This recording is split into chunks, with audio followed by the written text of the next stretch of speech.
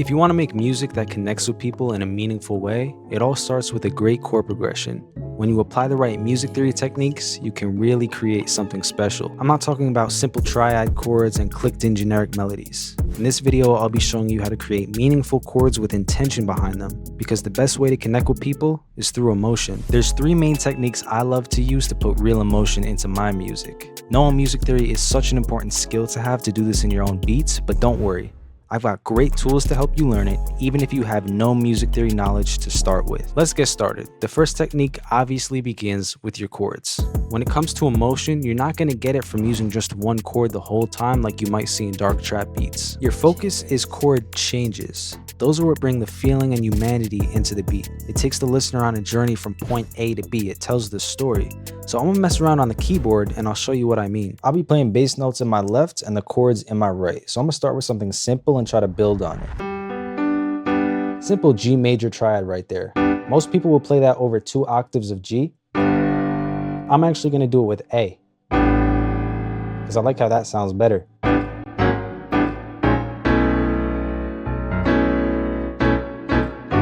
See, now I'm playing Never Too Much by Luther Vandross, but that's beside the point. Anyway, I want to do another chord. I like that, like a little double hit, boom, boom. And we move up to a C major triad, which is this. Same exact chord, just uses an inversion. We can make this a little bit more interesting, turn it from a triad to a 7th by adding that B. Then we add some inversions, turns into that. Isn't that crazy? I'm going from a G major triad to a C major 7th. I'm not even moving my hand.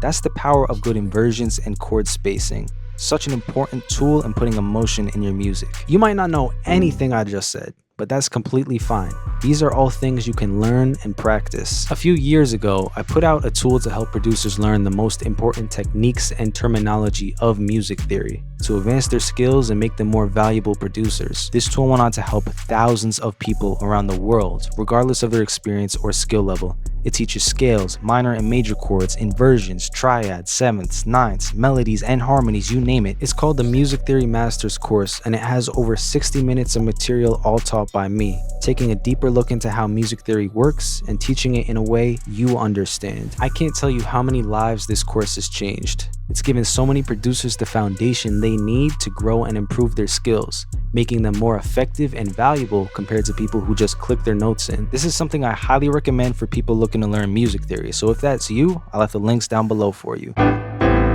So a popular technique is to actually go down 4 notes with your bass hand. So 1, 2, 3, 4 from A.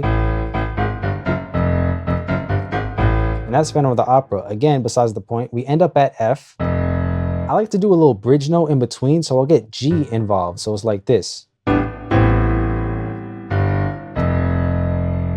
So I could play A minor over that F. So I think I'll do and go to F major. Again, that's using an inversion. F major is this. And that's the same chord as this.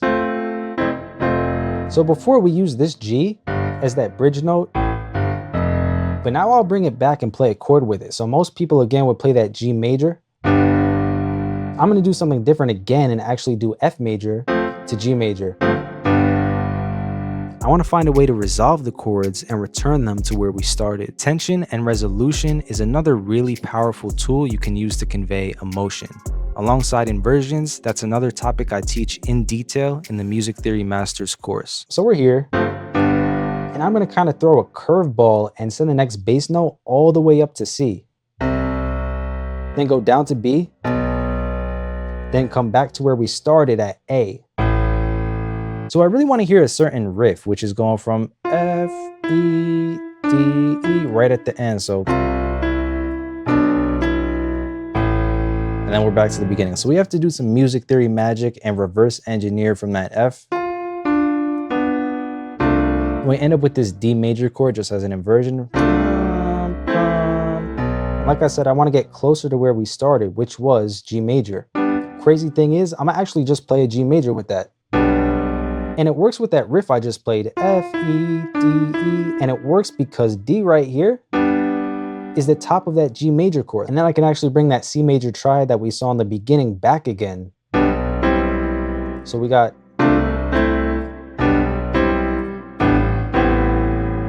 Isn't that fire? The same chords we used to start with, we used to end with. And because we're playing it over different bass notes, it gives it a different feeling each time. Now to make this really shine and connect with people on an emotional level, I'm gonna add just a little bit to it. This is a skill I teach in the Music Theory Masters course and is playing melodies within the chords. It adds some more movement and allows you to express yourself, meaning more emotion.